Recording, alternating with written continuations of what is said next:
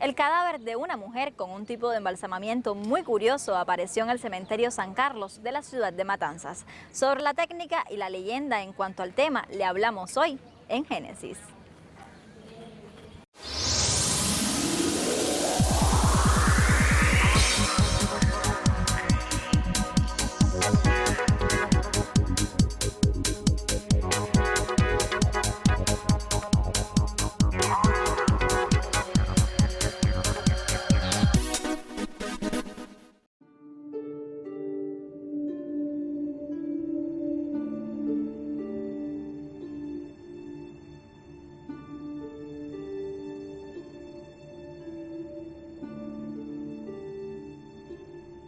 La leyenda sobre Aminena constituye una de las dos más famosas que existen en torno al cementerio San Carlos de Matanzas.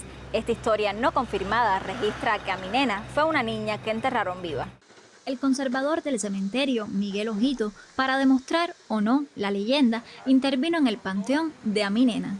Este se ubica a la entrada con el número 1. Se estaba buscando la historia de la niña enterrada viva, ¿no?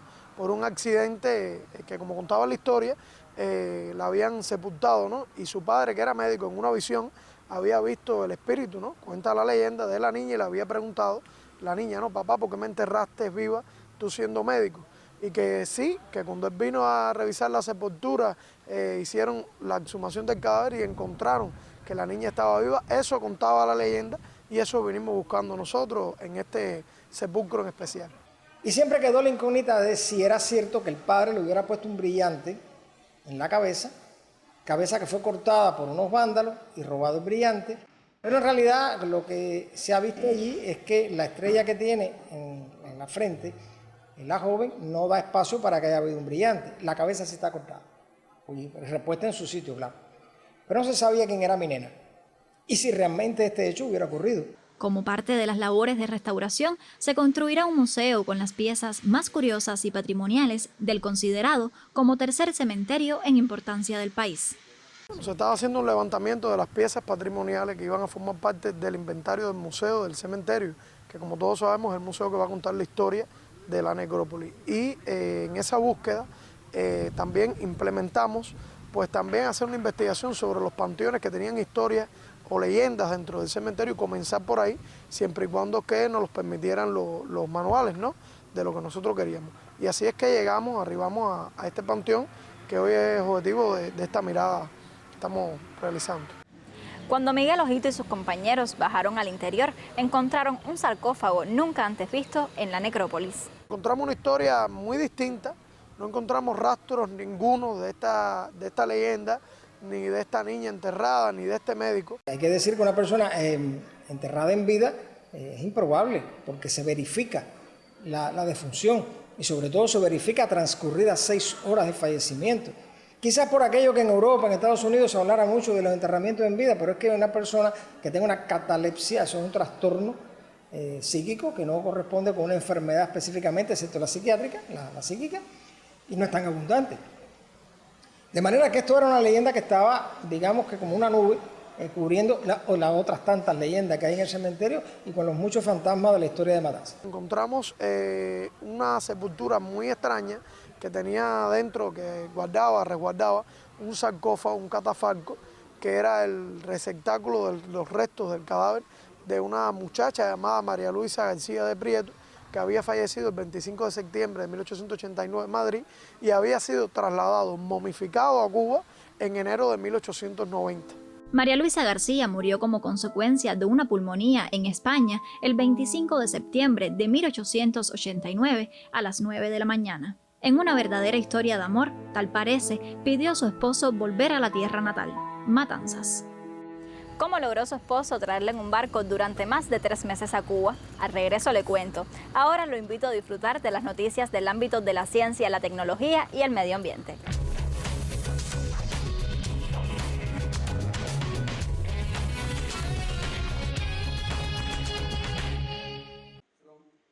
Lograr enfoques comunes en la prevención y atención de la diabetes, no solo en Cuba, sino a nivel global, es uno de los retos que deja el 5º Congreso Internacional Controlando la Diabetes y sus Complicaciones Severas, con sede en el Centro de Convenciones Plaza América de Varadero. El 14 de diciembre de 2010 surge la enciclopedia colaborativa cubana EcuRed. Su 8º aniversario y el 6º Festival Nacional de Colaboradores tuvo como sede la Casa de Altos Estudios de Matanzas. En el 8º aniversario de la enciclopedia colaborativa EcuRed, sus colaboradores también apuestan por la calidad en las publicaciones y el incremento de nuevas plataformas de consumo.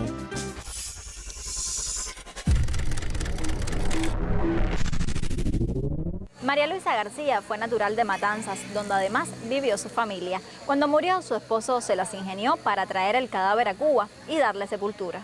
En aquellos momentos, el viaje como mínimo en barco duraba cerca de 3 meses. Si a ello se le suma que era muy difícil transportar un cadáver por la superstición que existía de que los pasajeros podían perecer. El esposo de María Luisa logró embalsamar el cadáver. Lo curioso es la técnica que se empleó para ello. Lo normal es que se hubieran empleado cualquiera de los procedimientos que ya estaban en ejercicio en Italia y sobre todo, bueno, Francia y Italia. Italia tiene, Milán, tiene en esto un peso grande porque ya se están haciendo importantes preparaciones anatómicas, sobre todo en Milán, y hay cuerpos conservados. Pero Francia, en la década de los años 40, ya tiene el método de Gagnal, que Nicolás José Gutiérrez trae a Cuba después de haber embalsamado con un éxito relativo el cuerpo del obispo Juan José Díaz de Espada y Fernández de Landa, que tenía que estar en la exposición pública. Y él confiesa que lo hace siguiendo las técnicas de Chaucier, pero que ha tenido que improvisar. Es decir, no había una técnica hasta que entonces el propio Nicolás José Gutiérrez envía al marqués de Montelo a Francia para que en París le compre a Gagnal la técnica que luego se trae a Cuba y que va a estar en ejercicio durante todo el siglo XIX. Luego de un análisis, el médico Ercilio Bento Canosa determinó que la técnica se basa en algunas empleadas en el Antiguo Egipto. Es una técnica en la que hay mucho de improvisación. Y digo de improvisación porque se trató de un poco remedar lo que hacían los antiguos egipcios. Es decir, extraer las vísceras, sustituirlas por sustancias aromáticas de muy diverso tipo. Todo lo que pudiera tener un componente aromático forma parte de este proceso de embalsamamiento. Envolver el cadáver en vendas a la manera de los egipcios, por una razón evidente. Los embalsamamientos en Egipto fueron efectivos, al extremo de que los cuerpos conservados, actualmente momificados, pues han resistido el paso del tiempo y se han conservado, pero está ocurriendo en Egipto, donde las condiciones climáticas, ambientales y de sequedad son diferentes.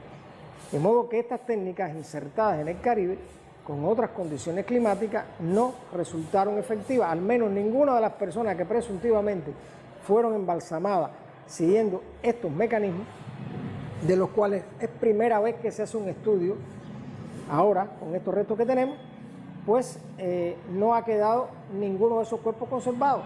La utilización de varias sustancias permitió conservar el cadáver. Hay desde sal decrepitada, 48 libras de sal decrepitada, espliego, bálsamo de Copaiba, bálsamo del Perú. La lista llega a más de 40 sustancias, todas con un componente aromático o vinagre, por ejemplo. Hay acíbar subcotrino, sustancias que hoy en día no habría manera quizás de encontrar, como no fuera en una farmacia, quizás en el farmacéutico de Matanzas se pudiera encontrar esas, porque son exóticas. Le propongo otra pausa en el camino. Al regreso le hablamos de las características físico-patológicas de María Luisa García.